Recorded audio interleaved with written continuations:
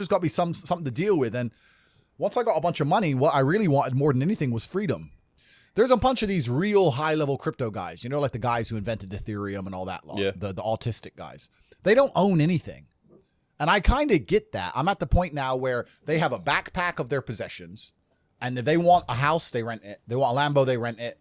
If I need to go somewhere, rent. I don't own anything. I don't have any hassle. Nothing's in my name.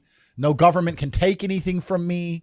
You get to a point of wealth where you kind of start thinking, do I want to have all this crap now I got to deal with? Really, you want peace of mind. And I have enough troubles in my head. I don't need to be worried about my mansion in Santa Monica, which has been broken into. And I don't even go there. Do you know what I mean? It's just long. So that's that. And then also what I was saying earlier about property being a tool to the matrix. If you buy a $10 or $20 million property under a government, you can't piss that government off. You can't disagree with that government. You can't, if the tax authority of that government says you owe them money, you better fucking pay it. Or you're going to lose a house, right? Yeah. If they say you better take an injection in your arm for the good of society, you better take your vaccine. You better put your mask on. You can't even get a parking ticket, my G.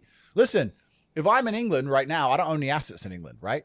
And I pull up in the DBS. Have you ever seen James Bond look for parking? Me neither. No, fuck no. He parks up and gets out. That's what I do. Park up, boom, get out. I don't look for parking. They put a ticket on the DBS. Let's say I decide not to pay that, right? What are they going to do?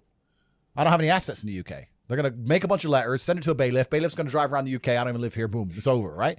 If I had a 20 million pound house, eventually it's going to go, the 60 pound becomes 120, 120 becomes 240. Yeah, bailiff comes, $2,000, $3,000, boom, boom, boom. Gets to the point where they're going to take my 20 million pound house off me. Maybe it takes 3 years, but they will, over a parking ticket. So by buying that property, you're now giving you're giving the government a way to hurt you. You're giving them a leverage over you. And I'm at the point of wealth now. I have enough hidden money where I don't want any government to have any leverage over me. I want a government to say, Andrew, we don't like you. And me say, get fucked. Safe. All right, I won't come then. Bye. And that's the problem with property. Property is a tricky one. I know you can make money with it, but you have to understand that they'll use it against you, man. It's a leverage. So, but let me ask you though. I completely understand the whole concept of coming out of the matrix and stuff. Yeah. But for what reason? What's the end goal? Where do you see your life in terms of in the future? I'll tell you why. I always knew I wanted to escape the matrix before I escaped it. And let me tell you why.